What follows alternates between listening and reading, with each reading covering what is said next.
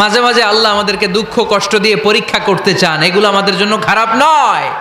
এই দুঃখ কষ্ট বিপদ আমাদের কোমরকে সোজা করে, আমাদের পায়ের মাটিকে শক্ত করে, চিল্লায় বলেন ঠিক কিনা? প্রতিকূল পরিবেশে কিভাবে বাঁচতে হয় এই দুঃখ কষ্ট আমাদেরকে শিখায়। এজন্য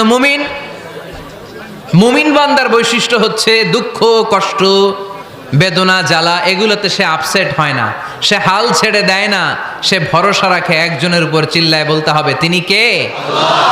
কারণ মুমিন জানে রাত্রি যত গভীর হয় অন্ধকার তমানিসা ভেদ করে সুবহে সাদিক হয়। মুমিন জানে গর্ভবতী নারীর পেটের ব্যথা যেই দিন বাড়তে থাকে ওই দিনই নতুন মেহমান আগমনের সময় ঘনাতে থাকে। মুমিন জানে তার জীবনে দুঃখ কষ্ট বিপদ যত বাড়তে থাকে সুখের দিন কাছে আসতে থাকে।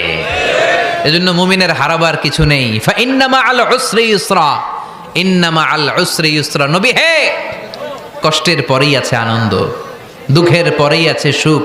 আপনি সমস্যায় পড়েছেন, ওই সমস্যার সমাধানও আছে না নাই? এই পৃথিবীতে এমন কোনো সমস্যা আছে যেটা সমাধান নাই? কথা বলেন। সমস্যা তৈরি করেছে কে? আবার সমাধানও দিয়েছে কে? Allah doesn't create a lock without its key. Allah কখনো চাবি না বানাইয়া ওইটার তালা বানায় নাই।